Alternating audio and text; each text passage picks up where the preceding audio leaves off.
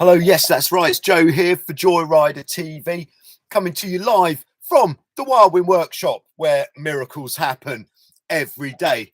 So this is a Q&A session where I'm going to be answering your questions about catamaran sailing and anything else. This is being recorded live. These Q&A sessions, if you didn't know, go out every Friday at 5:30 Greek time, which is 4:30 in central parts of Europe, 3:30 in the UK, and so on, and in the middle of the night in Australia and New Zealand. So if you do happen to be watching live, of course I can answer your questions that you put in the live chat. If you're not able to watch live, then what you can do, if you do have a question, is put it into the comments, and then I will discuss your question in next week's Q&A. But I'm sure there'll be plenty of very interesting stuff in today's Q&A anyway. So I'm coming to you from Wildwing Sailing Holidays in Greece on the island of Lefkos, where we have had the first week of our season. Yes, we are open. We've been open for almost a week now. And yes, we have had some champagne plus, and a bit of waffle. Today wasn't the best sailing day ever, but yesterday was very good. Very nice breeze, very user-friendly, 14 knots, give or take, in the afternoon. But the day before was the headliner, where we had about 25 knots of breeze.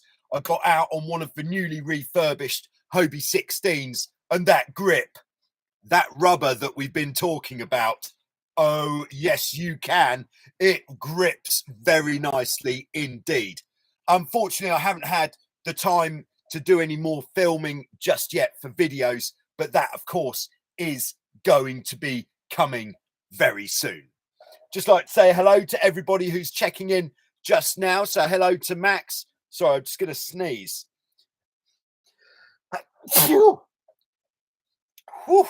Okay, hello to Max in Rosenheim, Germany. Hello to Han, who we saw recently on the Dart 18 getting ejected. Hello to Stephen. Han says, also known as Captain Capsize. Friends call me Master of Disaster. Oh, he's coming out in June. Look forward to seeing you here in June, Han. Great stuff. We've got Stephen on board as well. Starting to get in the Wildwing holiday mode. Oh, yeah. Very nice. Got Toot in Texas. Nice to see you again, Toot. Stefan's on board from Manitoba, Canada. Ice is nearly completely melted off the lakes. Nice. That must mean the sailing season is almost upon you there, as long as you've got a good coat to wear out on the water. We've got Matt on board in Lake Lanier, Georgia. Great to have you with us, Matt. We've got Laura in Santa Cruz, Fleet 240. Thanks for tuning in. We've got Nick, who is actually here somewhere. He's not actually in the workshop, but he is somewhere. He has been test driving our boats with the rubber, which he says is top notch. All right, Toot is taking his 17 out today. Very nice. If you're not familiar with the Hobie 17, it is one of the more sort of classic designs of Hobie Cat. It was designed as a single-hander.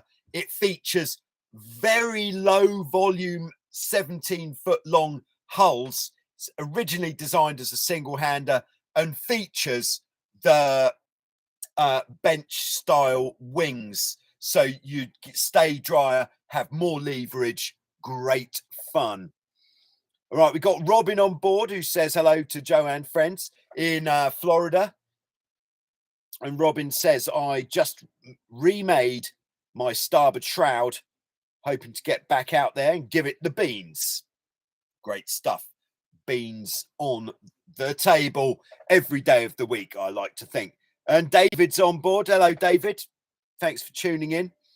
So just going to start off. You may be wondering why on the board it says 70 or 80 here, but Max has fired in with a question straight off, which is, if you're in the boat park, is there a height you would recommend for the trapeze handle? So I actually went out and just measured a few, which is why we're a little bit late. So if this is the side of the boat, then we've got our trapeze wire coming down. We've got the handle. That's the one you'd grab. And then below the handle, we'd then have the rope with whatever ring you're using, which you hook into, and then that would go off to your elastic. So the height of the handle, I would say optimal, depending on your taste, is between 70 and 80 centimeters. If you're actually choosing the length of your your trapeze lines. So if you're making your own trapeze lines out of Dyneema, then that does give you the choice to make those handles,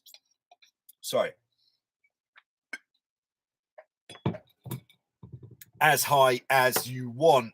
It's a very good idea. If you're looking to replace your trapeze lines, and it's only actually on the very strict one design classes like the Dart 18, the Hobie 16, where you have to use the wires that come from the manufacturer. But on other boats, like if you're racing F18, Tornado class, A class, anything else, you can put on whatever rigging you like. So give Dyneema a go. You can splice it yourself. It's easy to splice, and you can make the trapeze handle at whatever height you like, because where the trapeze handle goes, we're doing a close-up here. This is the trapeze handle. The thing that stops the trapeze handle going any lower is actually the splice in either the rope or the wire. So that would be that just there, which stops it dropping off the end. So you can choose the height. So I would say if you're perhaps not so tall, then maybe a longer trapeze line would be better, because it'd be easier to grab hold of the handle, which I'd say about 70 centimeters above the deck.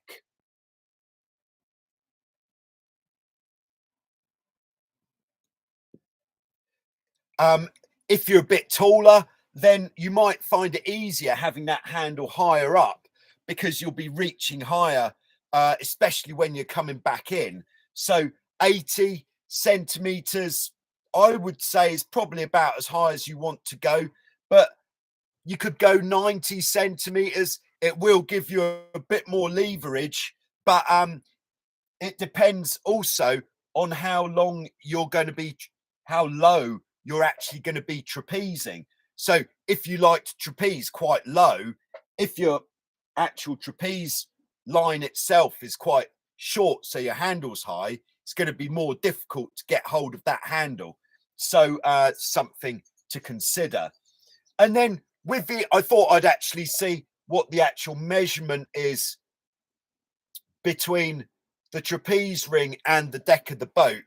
If you are let's say a recreational sailor, and you want it to be as easy as possible getting in and out from the trapeze, then this distance here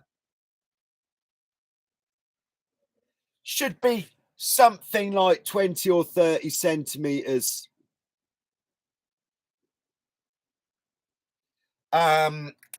Depending on how big you are. The bigger you are, the higher up you want your trapeze ring to be, because otherwise, when you hook in, if you're sitting quite high, it's just going to come unhooked very easily.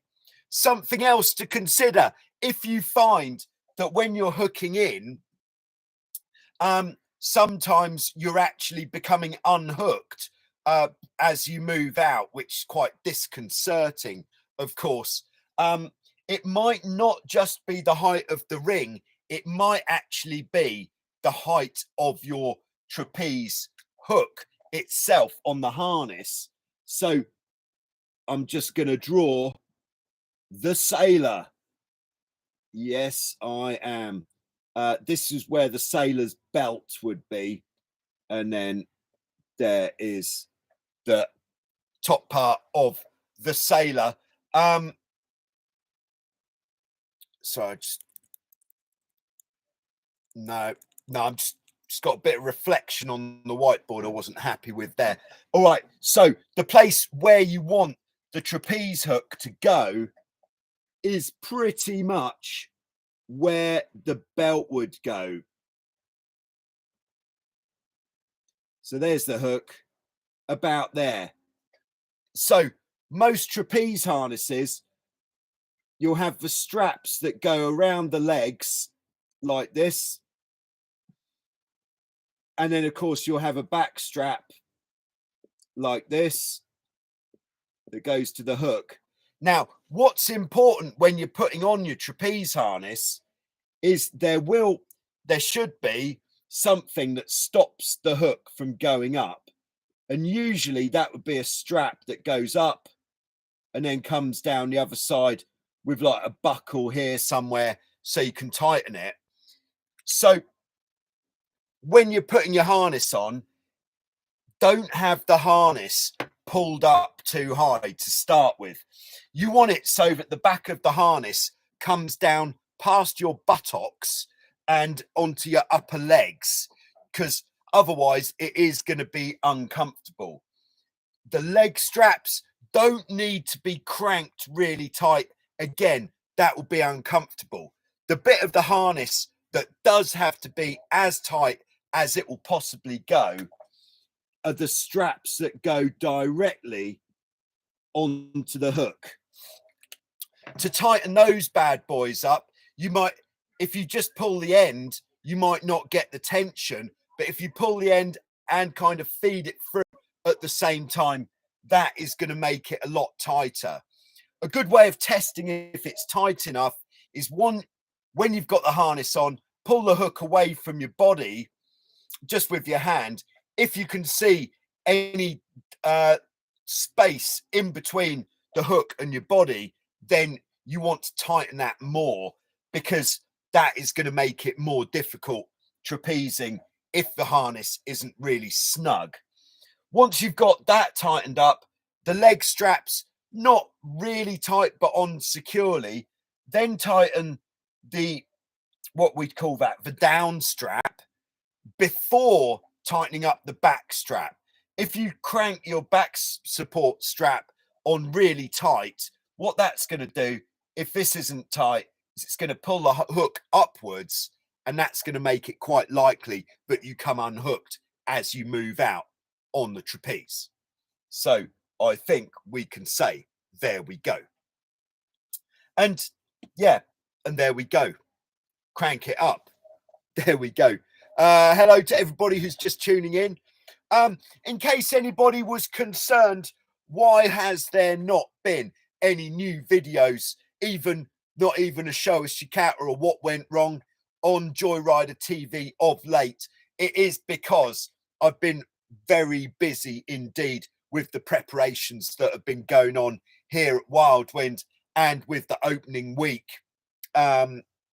So there will be more videos coming soon, but as of yet, I haven't had time to put anything together.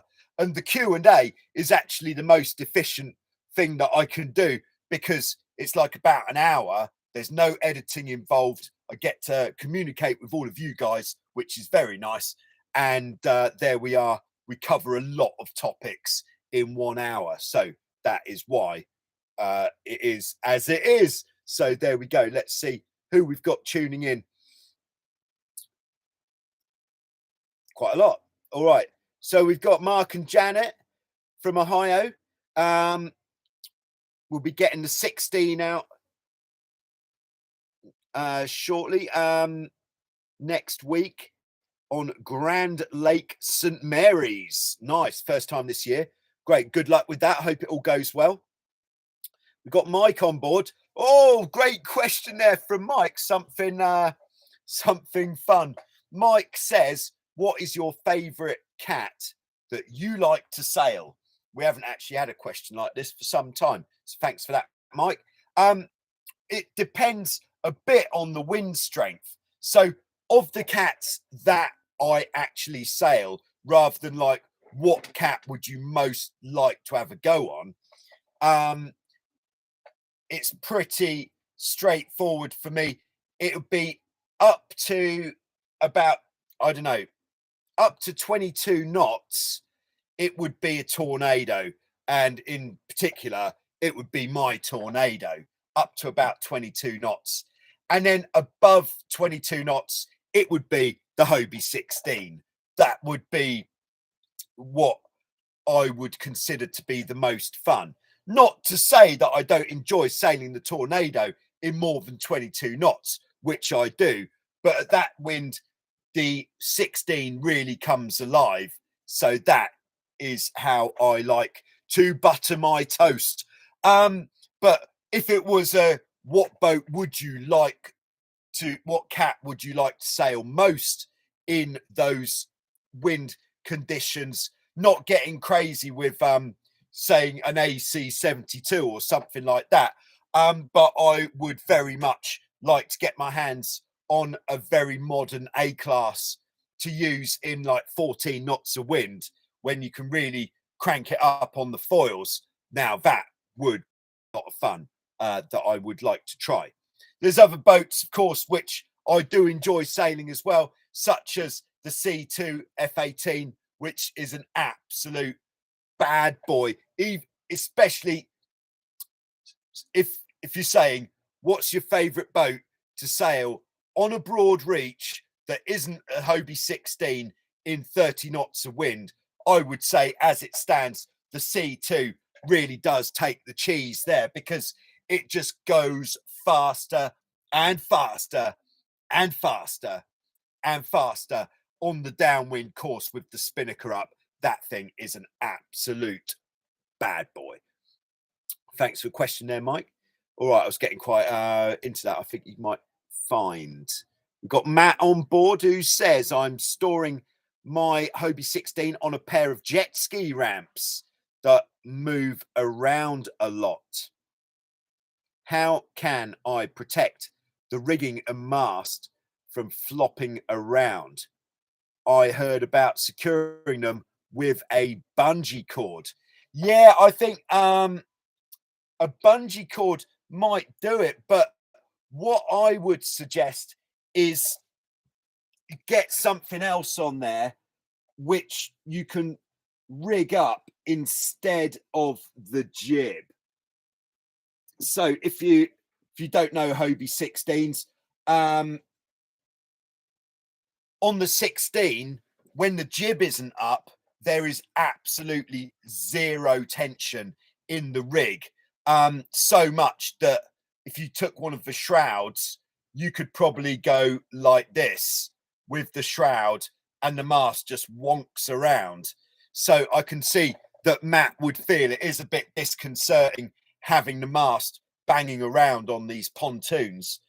So what I would be tempted to do is either using a rope, but ideally, if you take a length of wire with an eye in each end. We're in the workshop, so I'm going to get one.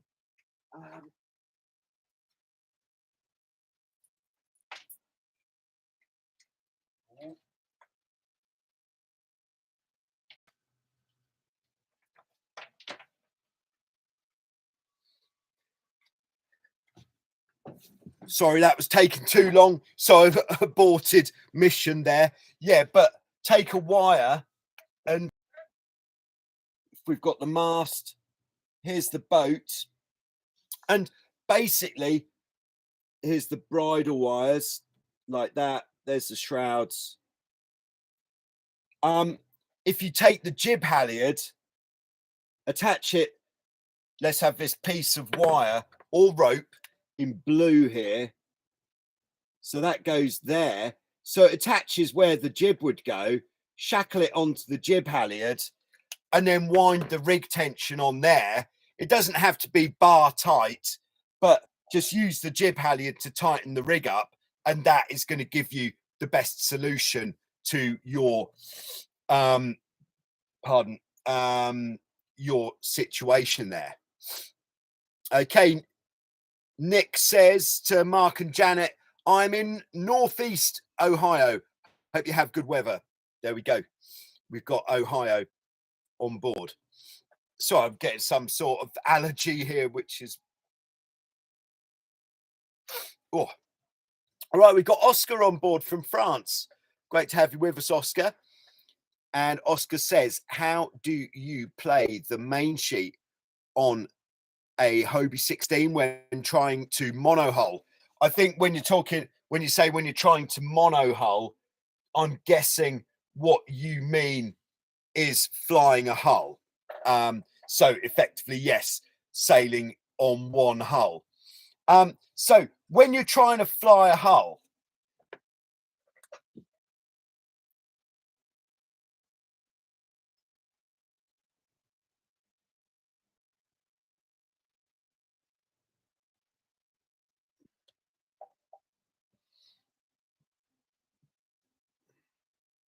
like this.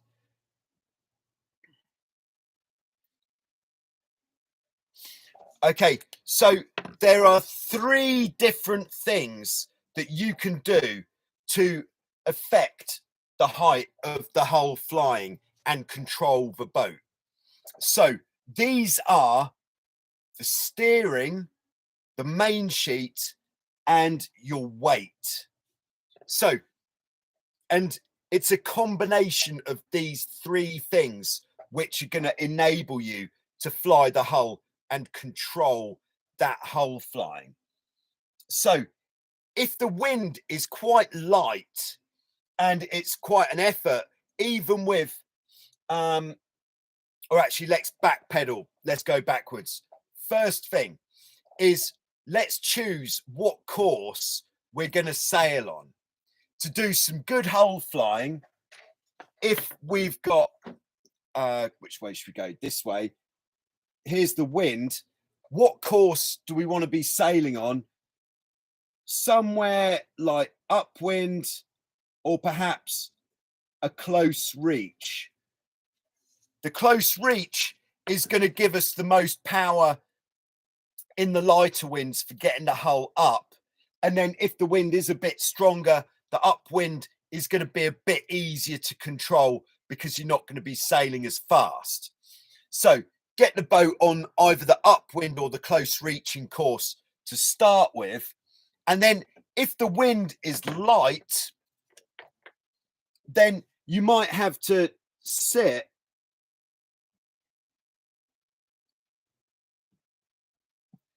quite inboard on the boat if the wind is light. Sorry, we need an eye and a nose.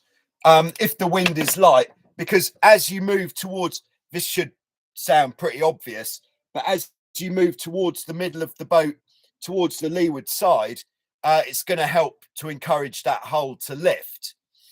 And then with the main sheet, you want to have basically pull the main sheet in enough to get the hull to go up. So you're going to use the main sheet like your altitude control.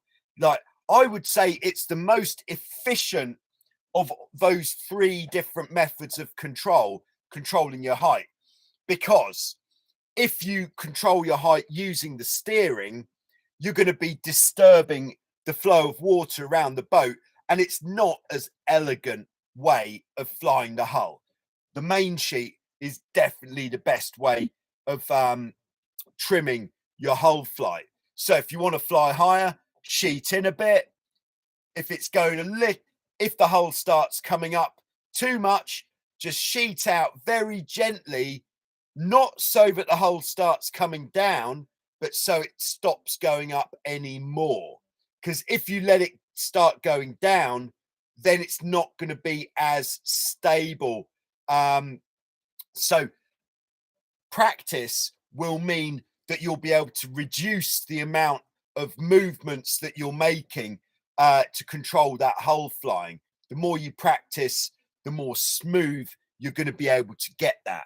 But the main sheet should be your primary control for the hull flying. You wouldn't use your weight as much of as the main sheet because it's different. Firstly, it's quite difficult, especially if you are flying a hull, to move outboard because you've got to kind of move backwards uphill. Tricky. And also, if you are trying to move around the boat like that, there is quite a big chance that while you're moving around, you might do something with the rudders, which disturbs the steering, which will make for a less smooth ride. What we're trying to achieve is as smooth a ride as possible. There we go. So sheeting in, sheeting out. If it's windier, we'll do the stronger wind in red. It's quite nice to actually sit just with your buttocks hanging over the hull a little bit, feet under the toe strap.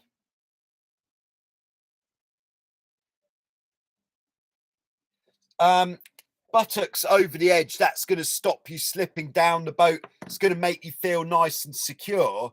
And then again, from that position, ideally, just using the main sheet to control the height. But if you don't want to use the main sheet, you can control the height with the steering. If it comes up too much, just gently steering towards the wind. If it starts dropping down, gently coming away from the wind. So there we go. All right. So we've got Michael on board. It's Mike from Washington. Good to have you with us, Mike. All right. We've got Tom on board. Tom. Tom says, I've just moved from Hobie sailing to skiffs. The trapezing is so different, but IDKY. I don't know why. Okay, gotcha. I haven't seen that one before. Yeah, the trapezing between cat sailing and any sort of mono sailing is quite different just because we've got our picture here, which is quite handy. It's because on a catamaran, you're very flat to the boat. So you start off sitting down, and then when you end up out on the trapeze, you're going to be in this sort of position. Whereas on a monohull, see if we can draw a monohull. This isn't something we do very often here. So this is just a back view of some kind of monohull, like a 29er, let's say. There's the rudder. You're going to start off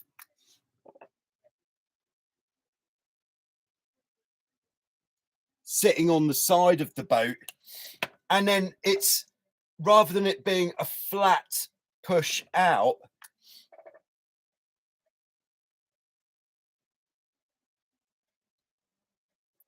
you're going to end up like that. So your legs are starting off down rather than flat with you, which does give it a very different feel. But if you didn't know, trapezing on a monohull is so much more difficult than trapezing on a catamaran, because if on a monohull the wind drops slightly, and perhaps if the helmsman hasn't got the ability to keep the power on, unless you're very quick getting back into the boat or bending your knees, you'll actually end up in the water, probably getting swept off the back of the boat. Hilarious. Yeah, so it is more difficult on a monohull. They're more twitchy as well, which means you need to be more steady on your feet. So monohull trapeze artists are generally, I hate to say it, but a bit better at it than catamaran trapeze artists. Moving from a mono to a cat, very easy. Moving from a cat to a mono, bit more tricky. All right, we've got Jeff on board at gearreport.com. Greetings from North Carolina, USA. Great to have you with us, Jeff. Hope it's all going well over there. All right, we got Piz7, who says, what do you think makes the 16 in the top end conditions so fast? Well, funny you should ask. This is actually somewhere we've been before. Let's get rid of this guy.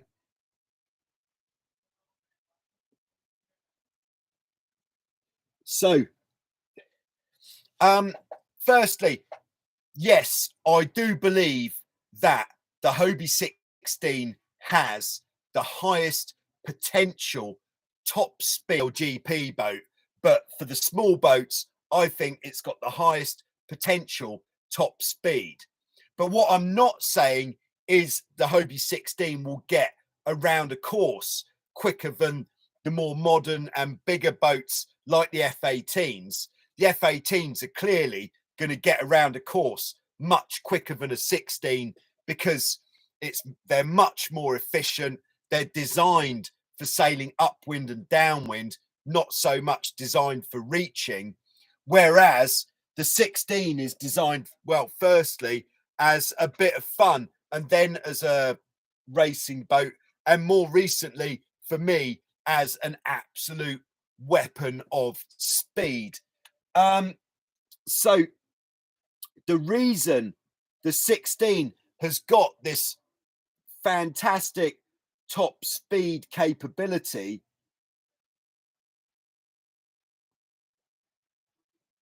is firstly because of the shape of the hulls. The hulls are very small for the size of the boat and for the size of the sails, which means there's not much drag.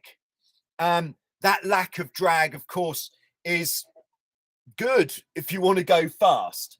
But the real sort of crispiness in why is the 16 fast is because the outside of the hull is completely flat like a board. So if you consider a windsurf board, for example, that would be, if we just look, oh gosh, that's bad drawing. Okay, so a windsurf board, if we look at it from the end, there's the fin, is totally flat on the bottom, and it's a flat bottom that allows the boat to plane. When we talk about planing, it's when it starts, I think most people will have seen this, when it starts skimming on the top of the water. And it's when a boat or a windsurf board is planing, that is when it goes as fast as it can do. Now, you may say, but the flat edge on the 16 is not on the bottom, it's on the side. Well, yes, but when you fly a hull like this, then the planing motion that we're doing here, rather than being up this way, is actually up this way. So there's a lot of pressure from the sails and the weight of the sailor pushing this way, which in the same way on a windsurf board, that pressure is pushing down either with the weight of the sailor or the rig. They call it mast foot pressure. And then that is helping the board to take off and skim over the water. The 16's doing that, but on a different plane. And as it starts lifting on that flat side, it's reducing the amount of pressure. It's just skimming on the top of the water, but kind of diagonally rather than flat. That is one of the key reasons why I believe the 16 is so fast. The other reason why I think the 16 is very fast is because of the sail plan. It's got a very powerful, fully battened jib. And on a reaching course, which is the fastest course, the more power you've got in the jib, but with the ability to flatten it, that is what's going to make the boat go faster. Because You could say, well, how about we put a spinnaker up? It's like a big jib, but spinnakers are generally very deep. Like if we drew it from above like this, and with these deep spinnakers are designed for going more downwind, but not necessarily for full speed on a double trapeze reach. So the 16, very powerful jib. The sails have got a very low center of effort, which means that low center of effort means when you get more wind, it's not trying to make the boat fly the hull more, but it's going to push it forwards and faster. There we go. That's what I believe. If anybody wants to come out here and we'll have a race, if you think otherwise, whatever boat you want in a strong wind, I'll be in a 16, and then we'll let the numbers do the talking. Thank you very much. All right. Max says it's just started raining in Rosenheim, no wind. So hello everybody. My trapeze question is answered probably. Yes, it is. The end result was about 80 centimeters, but you can watch the start again afterwards. All right, Nick says, have you tried wing foiling yet? No, I haven't. I've tried using the wing, but just on a big, what sort of board was it? God, I can't even remember. I think it was on a paddle board. Tried using the wing, or was it on it might have been on a windsurf board, like a big one, just to get a feel for it. But I am going to try that for sure. All right. Stephen says, when I try and fly a hull on my Hobie 16, it all feels very twitchy with a sense of impending doom, I should think. Any tips to calm things down? Yes.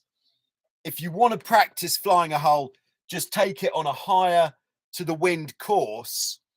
If you sail on an upwind course, everything happens a lot more slowly. It won't feel as twitchy, and you won't feel like you're about to visit Davy Jones's locker with some sort of dramatic pitch pole.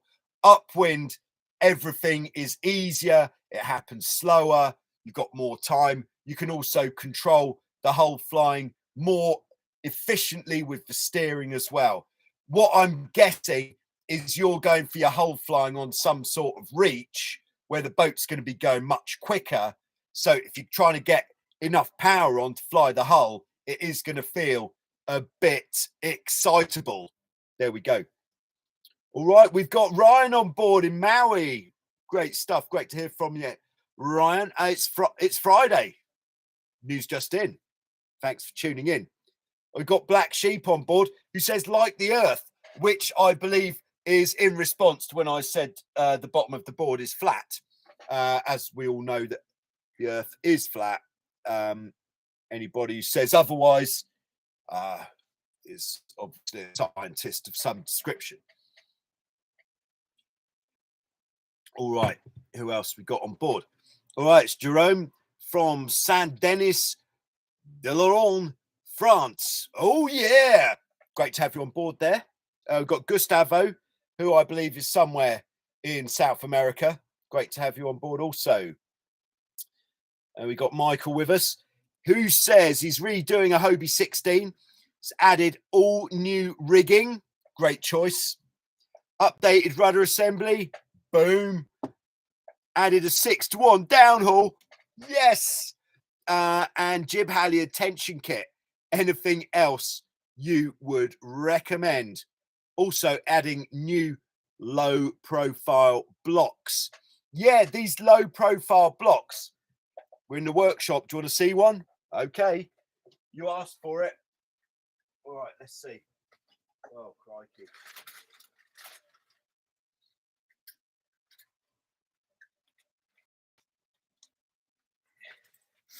Okay, so a normal top block on a Hobie 16 would be like this. This is actually a 5, which for if we want to have a 10-to-1 main sheet system. So it's this size. I believe this would be 57 mil, I think. Yeah. Whereas it is reasonably, well, I don't know if it's popular, but these were actually supplied. Teaser there. Do you want to see what it looks like?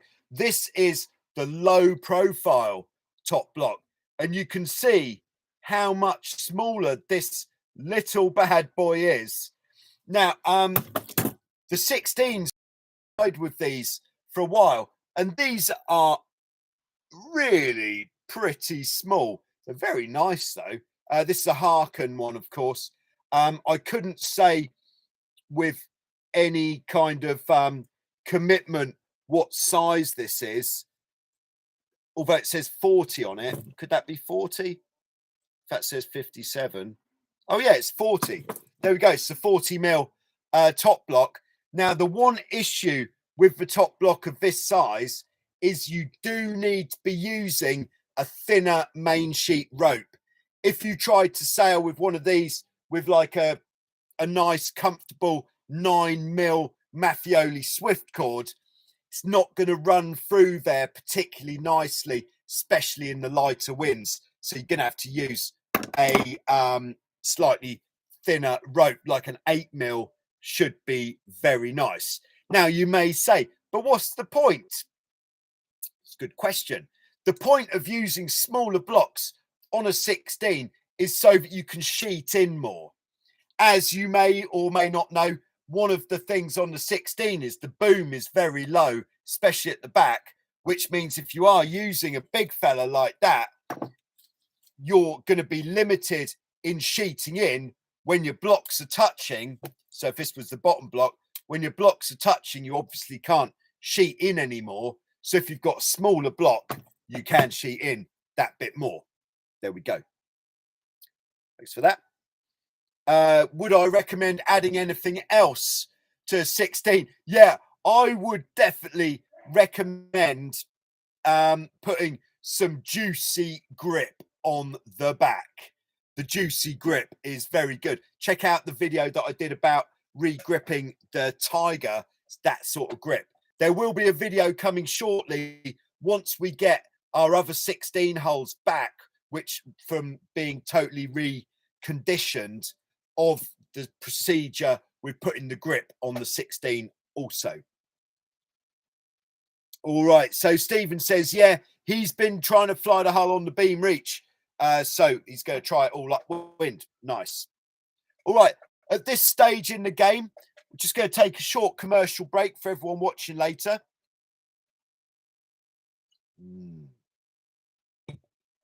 Very good. All right. Thanks to everyone for tuning in, by the way. It's great to have you all here with us. We got Matteo.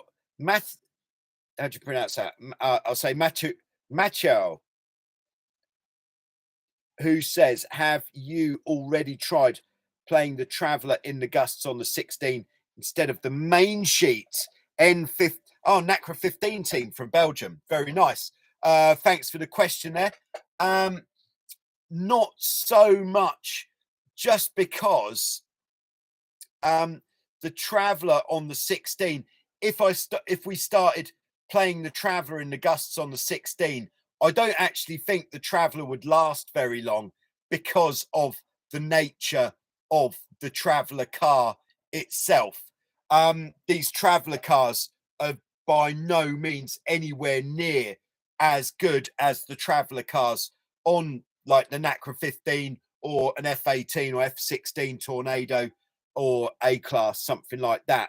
But yes, I'll try it, but because the Traveller car doesn't run as well as on those other boats, my feeling is, because you want to have that tension in the main sheet when you're sailing fast, if you go to travel out with that much main sheet tension on, it's not actually going to move because of the friction and resistance. I'll try that. All right. Michael is going to try the grip. Nice. Toot is supplying some elevator music. All right. So at this stage of the game, I have got a few preloaded questions that we're just going to take a look at. The first one Where did I put them? All right, this is I've got them here somewhere. Okay, first one is from Tim in Florida, and he's asking about lifting the Windward rudder. So in competitive, I don't know why I'm rubbing this out, by the way. In competitive Hobie 16 racing, like if you were to go to any major competition, you would see the boats at the front of the fleet sailing with their Windward rudder lifted. This is so it reduces a lot of drag. It means that the towing is not going to be an issue. As you may be aware, with the Hobie 16, the boat has generally got a bit of flex to it, which means getting the angle of the rudders absolutely perfect is pretty hard. So the top racers all lift the Windward rudder. Now, Tim says, what is the procedure when it comes to doing a maneuver? Because surely if you're going fast, it's going to be very hard getting that bad boy down. Well, I haven't done a lot of this, but what I would do if I was going for a maneuver with the Windward rudder up is, like, let's say going for a tack. As I start to enter into the tack, I would put the rudder down and then move across the boat. As I sit on the new side, I'd then, as I sit on the new side, and once the boat is definitely moving forwards on the new tack, I would then lift the Windward rudder, but not before. Because if you lifted the Windward rudder before the boat is moving forwards, you risk stalling. And if you're racing, of course, that is going to ruin your day. There we go. With the jibe, of course, we're going quite fast into the jibe. It's just going to take a lot more pressure to get that rudder down. But with the jibe, there's no risk of stalling after the booms come across. So I would then just pull the Windward rudder up as soon as the boom has come across and you're settled on the new side. But I think that's what I do. Maybe it is something that I need to go out there and do a bit of R&D. But the way we have our boat set up here at Wildwind is with more tension in the springs, in this screw here on the rudder stock, so that the rudders will stay down, even if we're either sailing very fast or if there's some erratic steering going on, which has been known to happen. There we go. I hope that is a bit of an explanation. Might sound all a bit obvious, but there we go. All right. So Matthew says, who's asking about the Traveller, how would you ever make a quick tack like this? Or have they found a trick to doing it fast? Oh, with the rudder thing. Yeah, that is what I would be concerned about. If when you're racing, sometimes you do have to do a very fast maneuver for one reason or another, usually another boat. So if you've got a rudder up, this is going to be a bit more of an issue. So for me, it's a little bit counterintuitive. I would definitely subscribe to it if I was sailing a long distance race where you're going a long way on one tack. Then yeah, let's get rid of that extra friction. But on a course race, yeah, hats off to those guys who are doing that. Very good. All right.